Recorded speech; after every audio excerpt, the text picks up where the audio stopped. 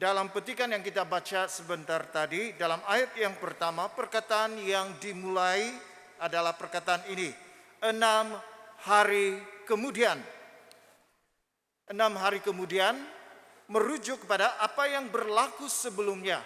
Kalau kita melihat pasal ke-16, yaitu pasal sebelum 17, ada peristiwa yang berlaku. Yesus bertanya kepada murid-muridnya, menurut pendapat orang, siapakah aku ini? Ada banyak pengenalan orang ramai terhadap Yesus. Kemudian Yesus bertanya lagi, menurut kamu itu adalah murid-murid Tuhan Yesus. Menurut kamu, siapakah aku ini? Salah seorang daripada murid Tuhan Yesus, namanya Petrus, menjawab, engkau adalah Mesias, anak Allah yang hidup. Mesias bermaksud yang diurapi Allah. Dan sudah pasti ini merujuk kepada Yesus, karena Yesus itu yang diurapi Allah. Dia dipilih dan diutus Allah untuk menjadi penyelamat dunia. Kemudian dalam pengakuan Petrus, engkau adalah Mesias, anak Allah yang hidup. Anak Allah itu adalah gelaran bagi Yesus Kristus yang menyatakan bahwa dia ini berasal dari Allah dan melakukan kehendak Bapanya, sehingga dia adalah orang kesayangan Allah. Dan arti kata yang lain, gelaran ini diberikan kepada Yesus karena Yesus itu melakukan kehendak Allah sehingga dia menjadi anak kesayangan Allah.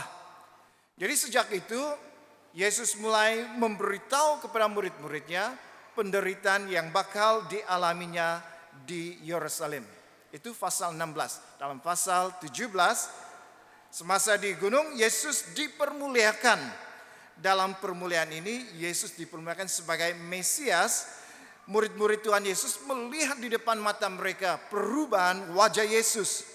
Kemudian mereka juga melihat Musa dan Elia bercakap-cakap dengan Yesus. Injil Lukas melaporkan keduanya menampakkan diri dalam kemuliaan dan berbicara tentang tujuan kepergiannya yang akan digenapinya di Yerusalem. Kalau Injil yang lain, Matius, Markus tidak menyebut. Tetapi Injil Lukas menyebut apa tujuan Musa dan Elia berbicara dengan Yesus, yaitu Yesus ini akan pergi ke Yerusalem untuk menggenapi apa yang sudah dinubuatkan sebelumnya, yaitu Mesias itu harus mati di atas kayu salib untuk menyelamatkan manusia. Kemudian di gunung itu selain murid-murid melihat Musa dan Elia, murid-murid juga mereka mendengar suara. Dan suara itu merujuk pada suara Bapa. Apa yang dikatakan oleh Bapa, inilah anak yang kukasihi, kepadanya lah aku berkenan, dengarkanlah dia. Apabila Bapa di sini mengatakan inilah anak yang kukasihi, itu merujuk kepada Yesus itu, Mesias itu, atau anak Allah itu, dia datang dan melakukan kehendak Bapa. Apakah kehendak Bapa itu? Itu jalan salib. Dan kepadanya lah aku berkenan, artinya karena Yesus ini melakukan kehendak Bapa, maka Bapa berkenan kepadanya. Dan setelah peristiwa itu ada 2 kali lagi Yesus memberitahu kepada murid-muridnya tentang penderitaannya. Dia akan menderita, mati, tetapi dia akan bangkit. Jadi ini adalah konteks yang dalam pasal 17 ayat 1 hingga 9. Tetapi pada hari ini saya tidak bercakap tentang kemuliaan Yesus. Lebih bercakap kepada pengalaman yang dialami oleh murid-murid Tuhan Yesus.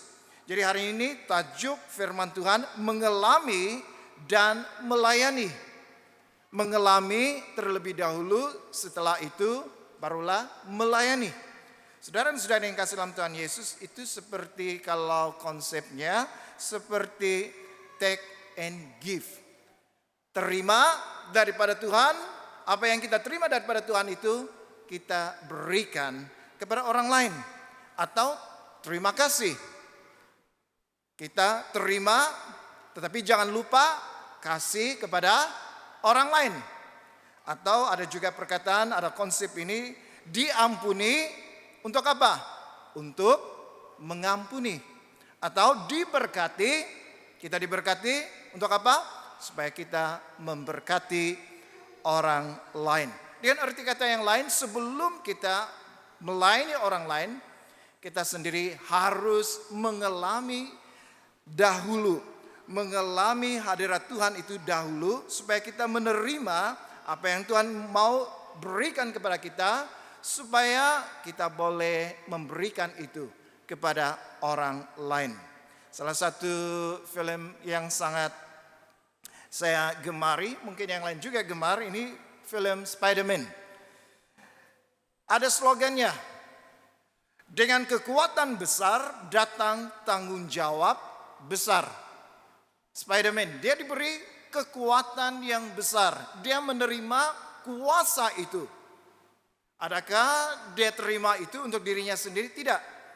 Tetapi dia mengatakan, dengan kuasa besar datang tanggung jawab besar. Dengan kuasa yang dia miliki, sekarang dia berikan kuasa itu untuk menyelamatkan orang lain.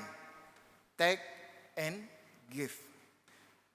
Jadi saudara yang sudah dikasih dalam Tuhan Yesus, kenapa prinsip ini mengalami atau menerima daripada Tuhan, kemudian baru melayani, memberi kepada orang lain itu penting. Ada dua perkara yang kita akan belajar bersama-sama pada hari ini. Yang pertama saya namakan itu detik pengalaman.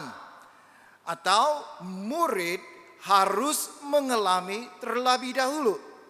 Dalam Matius pasal 1 ayat 7, kita melihat di sini Yesus membawa Petrus, Yakobus, dan Yohanes naik ke sebuah gunung yang tinggi. Untuk apa? Supaya di tempat tinggi itu mereka akan menyaksikan kemuliaan Yesus. Mereka akan mengalami kemuliaan Yesus yang nampak mulai perubahan wajahnya, yang dikatakan itu wajahnya bercahaya seperti matahari dan pakaiannya menjadi putih bersinar seperti terang. Itu yang dilihat oleh murid-murid Tuhan Yesus. Dan mereka juga melihat Musa dan Elia. Dan lebih daripada itu, mereka juga mendengar suara Bapa yang mengatakan, inilah anak yang kukasihi, kepadanya lah aku berkenan, dengarkanlah dia. Jadi saudara-saudara yang kasih dalam Tuhan Yesus, kenapa Yesus hanya membawa 3 orang murid? Padahal seluruh jumlah murid Yesus pada waktu itu ada 12 orang. Tetapi yang dibawa Yesus 3 orang sahaja. Kenapa? Ada banyak sebab, tetapi ini sebab yang saya berikan. Salah satu daripadanya. Dalam konsep pengadilan di mahkamah, baik di perjanjian lama maupun di perjanjian baru, keterangan 2 atau 3 orang saksi itu boleh diterima pakai. Jadi kalau di mahkamah saksinya hanya 1 orang, keterangannya itu tidak boleh diterima karena kekurangan saksi. Jadi sekurang-kurangnya ada 2 atau 3 orang yang menjadi saksi, sehingga apabila memberikan keterangan, keterangan itu diterima, keterangan itu dianggap benar. Jadi ini mungkin salah satu daripadanya kenapa Yesus membawa 3 orang muridnya. Selain 3 orang itu memang berada dalam lingkaran dalam Yesus, yang selalu Yesus bawa untuk peristiwa-peristiwa yang khusus. 3 orang, tapi lebih daripada itu, Yesus membawa mereka naik ke atas gunung supaya mereka menyaksikan kemuliaan Yesus. Dan apabila nanti mereka mau merujuk kepada peristiwa itu dalam kesaksian mereka itu diterima karena bukan hanya satu orang yang menyaksikan, tetapi ada 2, ada 3 orang, maka kesaksian itu adalah benar dan boleh diterima. Jadi saudara-saudara yang kasih dalam Tuhan Yesus, firman Tuhan juga mengatakan apabila Yesus membawa mereka di atas gunung itu, mereka dikatakan di situ mereka sendiri saja. Apakah maksudnya? Ini seperti Yesus membawa murid-muridnya untuk pergi retreat, ya, berundur dari kesibukan pelayanan, pergi ke satu tempat yang sunyi. Dan Injil Lukas juga memberitahu mereka pergi ke tempat itu untuk berdoa. Dan sementara mereka berada di gunung itu, maka hadirat Tuhan yang luar biasa dilihat dan dialami sendiri oleh ketiga-tiga murid Tuhan Yesus. Saudara dan saudari yang kasih dalam Tuhan Yesus, saya percaya pada hari ini juga Tuhan senang, Tuhan rindu untuk membawa kita naik ke atas gunung supaya kita boleh mengalami hadirat Tuhan itu di dalam hidup kita. Persoalannya, bilakah kali terakhir Anda mengalami hadirat Tuhan itu? Bila kali terakhir? Semasa kebangunan rohani, sudah berapa lama kita pandemik? Lama sudah tidak ada kebangunan rohani. Saudara dan saudara yang kasih dalam Tuhan Yesus, kita boleh mengalami hadirat Tuhan. Semasa kita berada dalam kelompok sel, semasa kita berada dalam kebaktian ahad, semasa kita dalam persekutuan doa, dan bahkan kita boleh mengalami hadirat Tuhan itu dalam kehidupan kita sehari-hari apabila kita sendiri rindu mendaki gunung, rindu untuk membaca firman Tuhan, merenungkan firman Tuhan dan berdoa, kita boleh mengalami hadirat Tuhan itu di tengah-tengah kita. Tetapi persoalannya, maukah Anda meluangkan masa Anda untuk berundur? Seperti Yesus, dia berundur dari kesibukan dalam pelayanan, membawa ketiga murid ini mendaki gunung ke tempat yang sunyi untuk berdoa. Adakah kita rindu dalam kehidupan kita sehari-hari? Kita berundur daripada kesibukan kita, berundur daripada kesibukan kerja, kesibukan dalam rumah tangga dan sebagainya, supaya kita meluangkan masa dalam membaca firman Tuhan, renungkan firman Tuhan, dan berdoa. Saudara dan saudara yang kasih dalam Tuhan Yesus, jangan tunggu KKR baru mau mengalami hadirat Tuhan. Jangan tunggu, itu terlalu lama. Tapi bahkan dalam kehidupan kita sehari-hari, kita boleh mengalami hadirat Tuhan. Nah, apa tujuan Tuhan membawa mereka? Seperti yang saya katakan, ketiga-tiga murid Tuhan Yesus ini dibawa bukan sahaja untuk mengalami hadirat Tuhan, tetapi mereka juga dipersiapkan untuk menghadapi pelayanan mereka pada masa akan datang, yaitu pada waktu Yesus sudah kembali ke surga. Seperti yang kita lihat dalam 2 Petrus pasal 1 ayat 16 hingga 19. Petrus, dia menceritakan pengalamannya ketika berada di gunung. Sebab kami tidak mengikuti dongeng-dongeng isapan jempul manusia ketika kami memberitahukan kepadamu kuasa dan kedatangan Tuhan kita, Yesus Kristus sebagai Raja. Tetapi kami adalah saksi. Kami merujuk kepada siapa? Petrus, Yohanes, dan Yakobus. Mereka yang melihat itu. Kami adalah saksi mata dari kebesarannya. Kami menyaksikan bagaimana ia menerima kehormatan dan kemuliaan dari Allah Bapa ketika datang kepadanya suara yang maha kuasa yang mengatakan, inilah anak yang kukasihi, kepadanya lah aku berkenan. Suara itu kami dengar datang dari surga ketika kami bersama-sama dengan dia di atas gunung yang kudus. Petrus dipersiapkan. Dia menyaksikan hadirat Tuhan yang luar biasa itu, dan dalam pelayanannya selanjutnya dia mengungsikan pengalamannya melihat kemuliaan Tuhan. 2-3 saksi, maka kesaksian itu dianggap benar dan boleh diterima.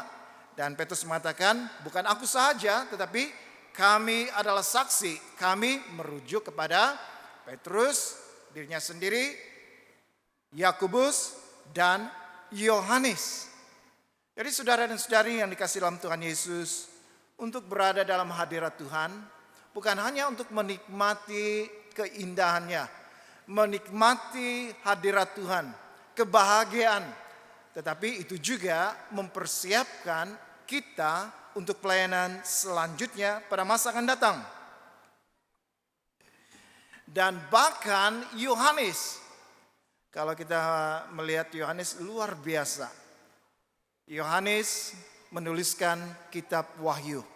Kitab Wahyu itu adalah penglihatan akhir zaman. Yohanes bukan hanya melihat peristiwa di gunung itu, tetapi dalam pelayanannya selanjutnya ada banyak penglihatan yang dia lihat yang terdapat dalam kitab Wahyu. Jadi ketiga-tiga orang ini, Petrus, Yohanes, dan Yakobus, pada masa gereja awal, mereka inilah antara murid Tuhan Yesus yang menonjol. Mereka ini adalah pemimpin utama di gereja awal. Jadi mereka melihat semua itu, mereka mengalami, mereka menerima semua daripada Tuhan untuk mempersiapkan mereka dalam pelayanan. Dalam kitab Perjanjian Lama, ada beberapa orang yang sangat rindu berada dalam hadirat Tuhan. Misalnya Daud, seorang pemuda remaja ketika dia mengembalakan domba. Pada waktu dia mengembalakan domba, apa yang dia lakukan? Banyak dia menulis mazmur. Banyak sekali dia ada persekutuan dengan Tuhan. Semasa mengembalakan domba sekalipun, dia boleh mengalami atau berada dalam hadirat Tuhan. Dan Daud pada akhirnya dipanggil Tuhan menjadi raja, menggantikan Raja Saul. Dan ada satu lagi pribadi, yaitu Yosua. Dalam Keluaran pasal 33 ayat 11, dan Tuhan berbicara kepada Musa dengan berhadapan muka seperti seorang berbicara kepada temannya. Kemudian kembalilah ia ke perkemahan. Tetapi abdinya Yosua bin Nun, seorang yang masih muda, tidaklah meninggalkan kemah itu. Di kemah itu Musa dia membawa abdinya yang masih muda pada waktu itu Yosua untuk berbicara. Musa berbicara kepada Tuhan itu dikatakan berhadapan muka. Begitu dekat sekali. Kemudian setelah selesai Musa keluar kembali ke perkemahan, tetapi dikatakan di sini Yosua bin Nun, seorang yang masih muda, tidaklah meninggalkan kemah itu. Walaupun dia masih muda, tetapi bagi Yosua, dia senang berada dalam hadirat Tuhan. Dan bukan hanya mengalami persekutuan dengan Tuhan, ternyata ketika Musa sendiri tidak dapat masuk ke tanah Kanaan, Yosua dipanggil Tuhan untuk menggantikan kedudukan Musa untuk membawa orang Israel, bangsa Israel masuk ke tanah Kanaan. Jadi saudara dan saudari yang saya kasih dalam Tuhan Yesus, mereka mengalami, mereka menerima yang baik dalam hadirat Tuhan. Dan apabila mereka menerima itu mempersiapkan mereka dalam pelayanan mereka selanjutnya. Dan lebih daripada itu sebenarnya apabila mereka menerima, Tuhan mengharapkan mereka ini akan memberi, Apabila mereka mengalami hadirat Tuhan, Tuhan mengharapkan mereka ini akan melayani satu dengan yang lain. Dalam Kisah Para Rasul pasal 3 ayat 6, tetapi Petrus berkata, emas dan perak tidak ada padaku. Tetapi apa yang kupunyai, apa yang dia punyai, kuberikan kepadamu. Demi nama Yesus Kristus orang Nazaret itu, berjalanlah. Kalau Anda membaca petikan ini, ada seorang pengemis. Dia mengemis karena dia tidak mampu menyerah dirinya sendiri. Dia mengharapkan belasan dari orang lain karena dia ini lumpuh. Dan setiap kali orang lalu, dia memandang mereka dan mengharapkan sesuatu diberikan kepada dia untuk meneruskan kehidupannya. Dan pada waktu itu Petrus lalu di tempat itu bersama dengan seorang lagi temannya. Lalu orang itu menatap dan mengharapkan Petrus memberikan sesuatu. Dan inilah yang dikatakan oleh Petrus, emas dan perak tidak ada padaku. Tetapi apa yang kupunyai, apa yang dia punyai? Yesus. Dan perhatikan, tetapi apa yang kupunyai, kuberikan kepadamu. Demi nama Yesus Kristus, orang Nazaret itu, berjalanlah. Prinsipnya ialah, apa yang kita punyai, itu kita boleh berikan kepada orang lain. Kalau kita sendiri tidak mempunyai, bagaimana kita memberikan itu kepada orang lain? Kalau kita sendiri tidak mengalami hadirat Tuhan dalam hidup kita, bagaimana kita melayani orang lain? Saudara dan saudari yang kasih dalam Tuhan Yesus, dalam lagu penyembahan tadi ya, saya sangat tertarik. Dikatakan dalam lagu penyembahan itu di bagian korosnya, kemuliaan Tuhan pasti nyata di tengah badai. Kaulah pertolongan dan pengharapan Tuhan kemenanganku. Saudara dan saudari yang kasih dalam Tuhan Yesus, tidak semestinya kita mendaki gunung, kita retreat di sana, kita berdoa, lalu kita mengalami hadirat Tuhan. Tetapi dalam lagu kita itu memberi satu kenyataan hidup bahwa di tengah-tengah badai sekalipun yang melanda hidup kita, kemuliaan Tuhan nyata. Kalau bercakap tentang badai, siapa di sini yang tidak pernah mengalami badai dalam hidupnya? Turun tangan. Dengar sekali lagi ya. Siapa di sini yang tidak pernah mengalami badai hidup? Tidak pernah ya? Turun tangan. Kali ini ada respon. Tapi masih ada juga yang masih bingung ya. Saudara dan saudara yang kasih dalam Tuhan Yesus, baik yang angkat tangan maupun yang turun tangan, sudah pasti badai hidup itu selalu melanda kehidupan kita. Dan yang menariknya, dalam kita menghadapi badai hidup itu, kemuliaan Tuhan nyata. Pada waktu mungkin dalam pengalaman kita sakit, kita berdoa, kita mengalami kemuliaan Tuhan. Kita mengalami kehadiran Tuhan. Kita seperti merasakan tangan Tuhan itu menjamah kita. Dan kita sembuh daripada sakit kita. Kita mengalami itu. Ketika kita mengalami banyak masalah, masalah keluarga, masalah hubungan suami dan istri dan anak-anak, masalah dalam pekerjaan dan sebagainya, ada banyak membuatkan kita rasa khawatir. Tetapi kemuliaan Tuhan nyata di tengah badai. Kita boleh merasakan Tuhan itu dekat. Kita berdoa kepada Tuhan. Dan kita melihat bagaimana Tuhan membuka satu demi satu jalan keluar daripada badai yang kita alami. Saudara-saudara yang kasih dalam Tuhan Yesus, ini kemuliaan Tuhan. Ini hadirat Tuhan. Dan apabila kita menerima semua ini, jangan kita terima itu bagi diri kita sendiri. Kalau Tuhan sudah menolong kita, orang lain juga pasti mengalami badai dalam hidup mereka. Kita sudah mengalami Tuhan, kita sudah ditolong Tuhan, kita boleh menolong orang lain. Kita terima, kemudian kita memberi.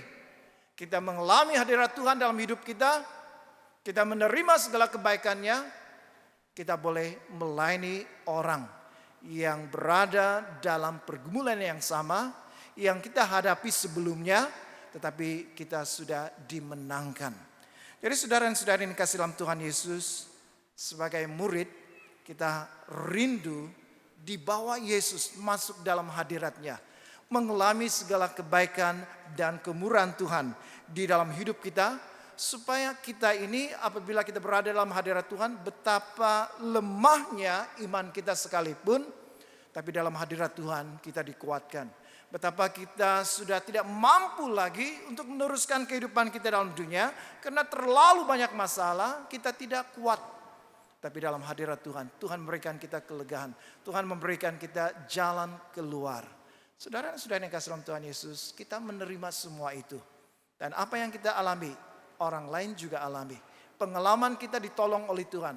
Pengalaman itu, kita sudah mengalami itu. Kita sudah menerima pertolongan Tuhan. Maka kita boleh melayani orang lain. Maka kita boleh menolong orang lain. Tetapi maukah Anda setelah menerima segala yang baik daripada Tuhan, dan Anda gunakan itu, pengalaman itu untuk melayani orang lain? Atau kita terima saja, tetapi kita tidak berikan kepada orang lain? Saudara dan saudara yang kasih dalam Tuhan Yesus, sebagai murid Tuhan Yesus, kalau kita sudah mengalami Tuhan, kita menerima pertolongan daripada Tuhan, kita harus melayani orang lain juga. Dan itu membawa kita kepada poin yang kedua, detik pelayanan. Murid harus melayani.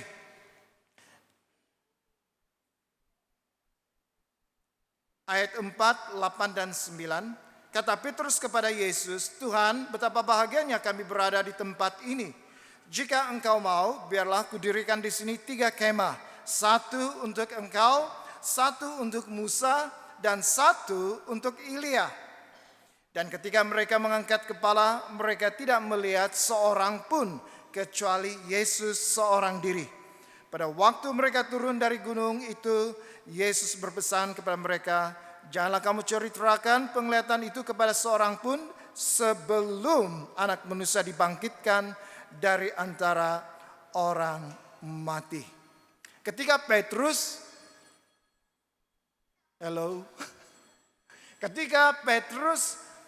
melihat kemuliaan Yesus, dia melihat Musa dan Elia. Dia merasa tempat itu tempat yang menggembirakan, tempat yang penuh dengan sukacita, tempat dia merasa selesa. Sehingga dia mengatakan, betapa bahagianya kami berada di tempat ini. Ini seperti kalau kita melancong di pulau. Dan apabila kita melancong di pulau, pemandangan pulau itu sangat menarik. Ada banyak burung-burung yang berkicauan, dan air lautnya pun bersih. Kalau kita menyelam, kita boleh nampak ikan-ikan, ya, banyak jenis ikan yang berenang dalam air. Wah, itu tempat yang cukup selesa. Kalau kita datang sebelum itu dengan banyak tekanan, banyak stres, sampai di tempat itu untuk seketika kita lupa tekanan yang kita alami karena keindahan pulau itu. Nah, sama seperti begitulah ketika Petrus melihat kemuliaan Tuhan Yesus, dia merasa, wah, ini tempat luar biasa. Ini tempat membuatkan mereka bersukacita, membuatkan mereka rasa bahagia. Seperti kalau mau turun, sayang terlepas suasana yang indah itu. Karena dikatakan di sini, jika engkau mau, biarlah kudirikan di sini 3 kemah. 1 untuk engkau, 1 untuk Musa, dan 1 untuk Elia.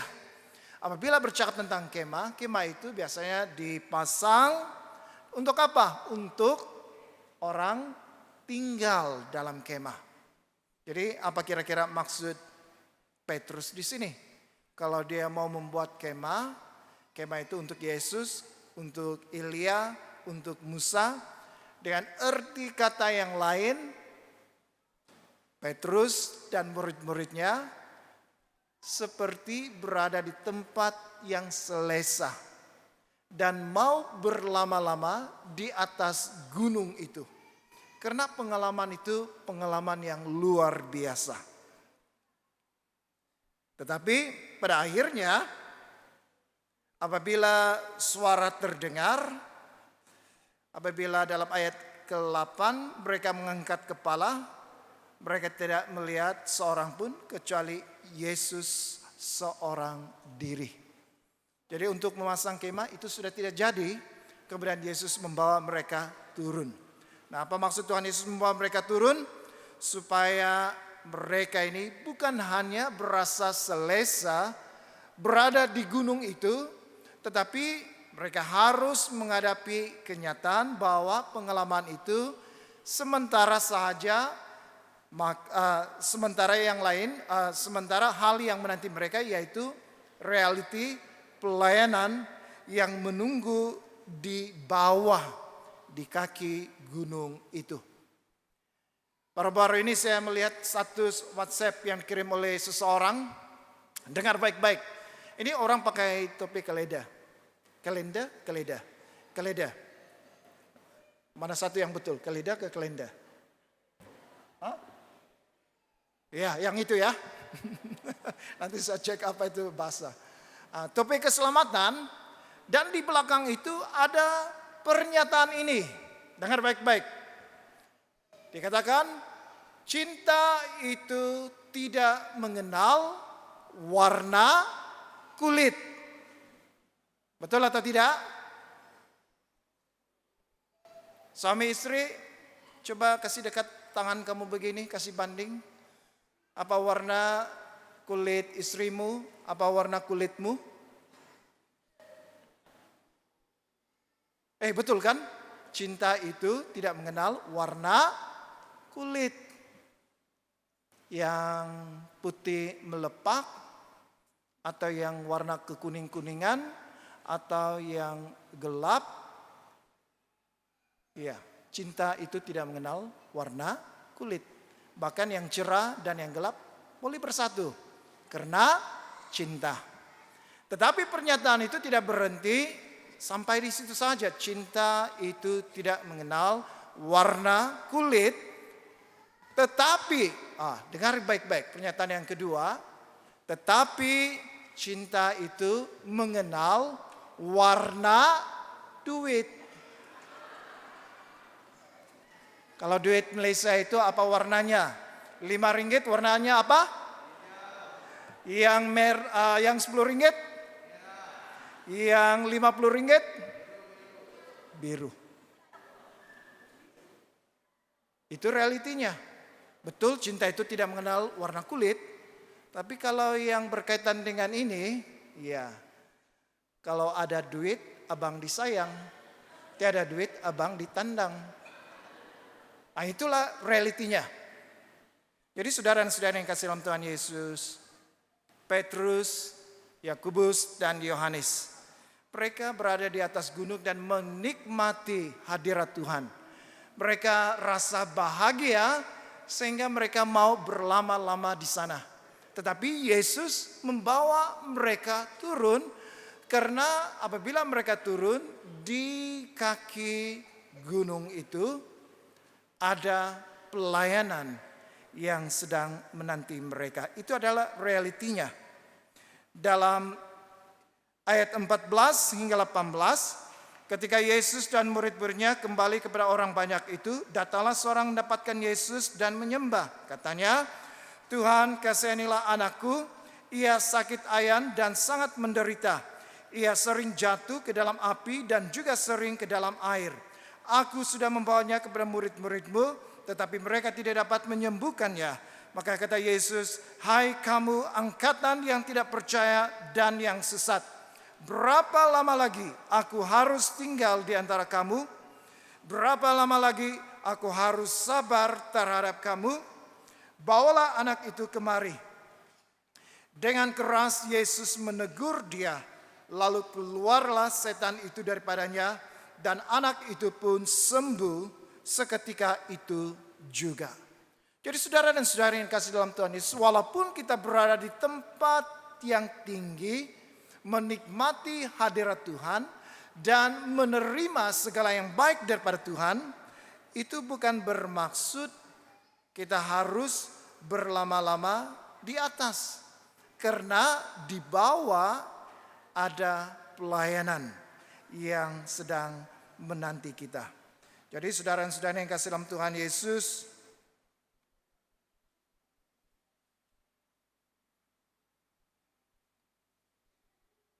ini realitinya.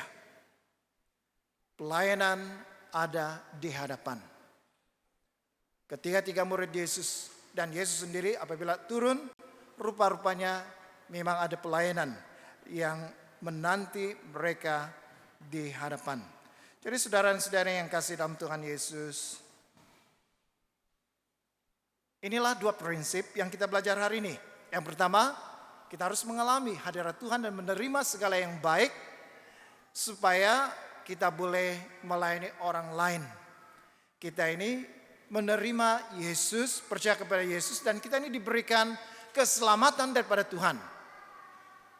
Apabila kita sudah menerima keselamatan daripada Tuhan, adakah kita pegang itu untuk diri kita sendiri? Kita tidak mau saksikan itu kepada orang lain? Atau kita sudah terima, sekarang waktunya kita untuk memberi. Kita mengongsikan, menceritakan Yesus itu kepada orang lain supaya orang itu selamat. Pada tahun ini kita akan memulakan sekali lagi kelompok pemuridan. Jadi kelompok sel yang ada itu perlahan-lahan akan berubah menjadi kelompok pemuridan.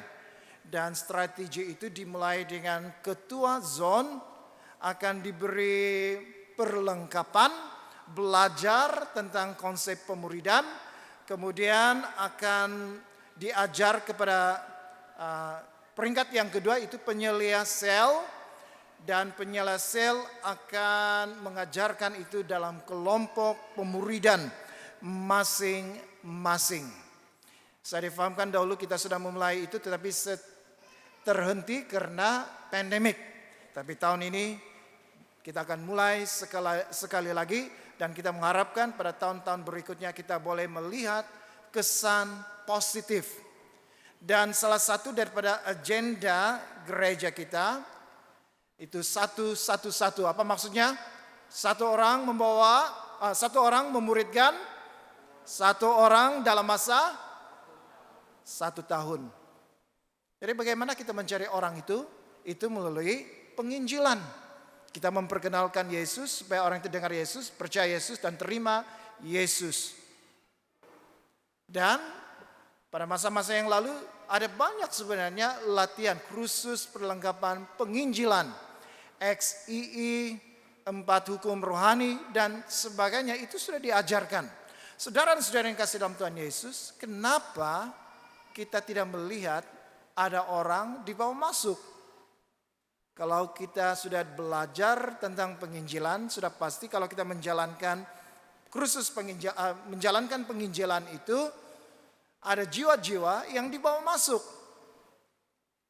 Dan orang yang masuk itu kita muridkan mereka dalam masa 1 tahun supaya menjadi matang. 1 orang memuridkan 1 orang dalam masa 1 tahun. Itu memenuhi amanat agung Tuhan Yesus. Pergilah, jadikan semua bangsa muridku, ajarlah.